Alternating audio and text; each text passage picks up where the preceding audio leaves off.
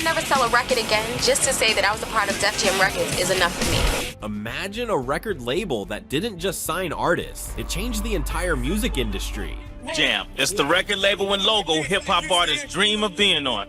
Def Jam tells you who I am. Def Jam Recordings wasn't just a business venture, it was a cultural movement. From its humble beginnings in a college dorm room to becoming one of the most influential hip-hop and R&B labels in history, Def Jam shaped the sound of generations. It introduced the world to hip-hop legends, survived industry shakeups, and cemented itself as a powerhouse in global music. But how did it all begin, and what made Def Jam different from the rest? Let's dive into the story of how two visionaries built an empire that would forever change the music industry. In the early 1980s, hip-hop was exploding on the streets of New York, but the music industry still saw it as a passing fad. Major record labels weren't willing to invest in the genre, leaving independent artists to release music on small underground labels. This created a gap in the market, one that two young visionaries, Russell Simmons and Rubin, were about to fill. Russell Simmons was already making a name for himself in the hip-hop scene. As a party promoter and manager, he had worked with some of the biggest up-and-coming rap acts, including Kurtis Blow and Run DMC. He understood the culture and knew that hip-hop wasn't just music, it was a movement. Rubin, on the other hand, was a college student at New York University, NYU, with a deep passion for punk rock and hip-hop. Unlike the polished sound that mainstream labels preferred, Rubin loved music that felt raw and unfiltered. He was drawn to hip-hop's energy, its rebellious attitude, and its DIY, do-it-yourself spirit. The two met in 1983 and realized they had a shared vision. Simmons had industry connections and street credibility, while Rubin had technical skills and a fresh production style. Together, they decided to create a record label that would bring hip-hop to the masses, Def Jam Recording. In 1985, LL Cool J's debut album Radio became a massive success, selling over 1 million copies and setting the tone for Def Jam's raw, stripped-down production style. Around the same time, Beastie Boys, a trio of white rappers blending hip-hop with punk rock, joined the label. Their album Licensed to Ill, 1986, made history as the first rap album to hit #1 on the Billboard 200, introducing hip-hop to a broader mainstream audience. Def Jam wasn't just making hits, it was reshaping the music industry. In 1986, the label signed Public Enemy, a group that brought political and social issues into rap music. Their debut album Yo Bum Rush the Show, 1987, was a wake-up call, pushing hip-hop beyond party anthems and into the realm of activism. Def Jam also expanded its roster with artists like Slick Rick, EPMD, and Third Bass, each bringing unique styles to the label. By the late 1980s, Def Jam had established itself as the leading hip-hop label, proving that rap wasn't just a passing trend, it was a cultural revolution. But the best was yet to come.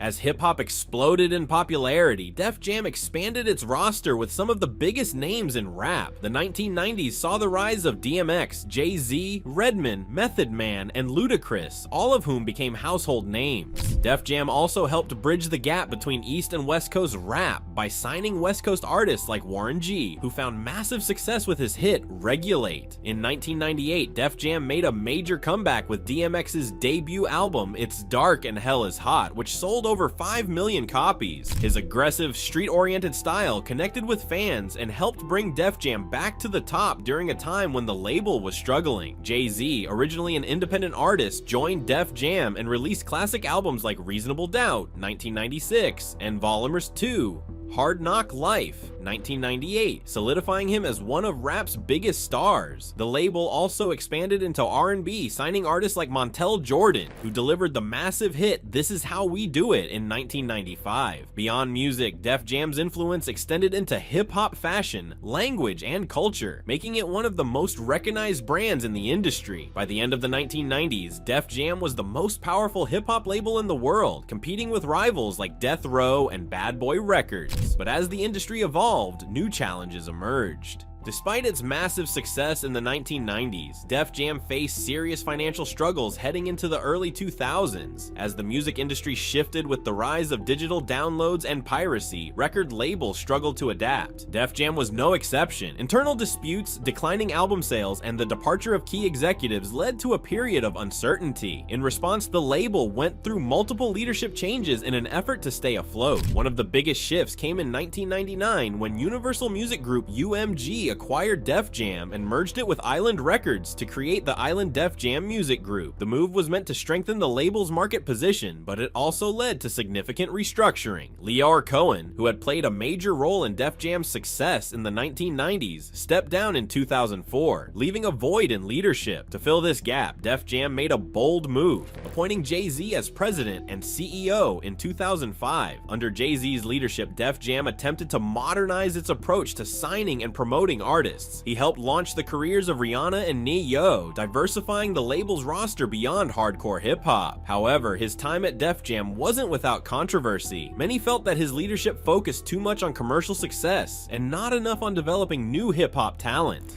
By 2007, Jay-Z stepped down from his position, marking another shift in the company's direction. Despite leadership shakeups, Def Jam remained a dominant force, but it was clear that the music industry was evolving. Streaming services, independent artists, and new competitors were changing the way music was consumed. Def Jam had to adapt to this new landscape or risk being left behind. As Def Jam entered the 2010s and beyond, it sought to expand its brand on a global scale. With hip-hop now dominating mainstream music worldwide, the label established new branches in international markets, including Def Jam Africa and Def Jam Southeast Asia. These expansions aimed to discover and promote talent from different parts of the world, proving that hip-hop was no longer just an American movement, it was a global phenomenon. In addition to expanding geographically, Def Jam continued signing and developing artists for the modern era. The label adapted to the streaming revolution, embracing digital-first strategies and signing artists who thrived on platforms like YouTube and TikTok. New signings included Logic, YG, Big Sean, and Lil Durk, proving that Def Jam was still capable of discovering and nurturing top talent. Def Jam also revisited its legacy, celebrating 40 years in the music business with special releases, anniversary events, and collaborations with longtime artists. In 2023, the label made headlines when it launched Def Jam Recording Sweden, further expanding its international presence. It also continued to sign unexpected stars, such as LiAngelo Ball, tapping into the growing trend of social media influencers entering the music industry. Despite the ups and downs, Def Jam has remained one of the most respected names in hip-hop and R&B. While the industry continues to change, Def Jam has shown that it is willing to evolve and stay ahead of the curve.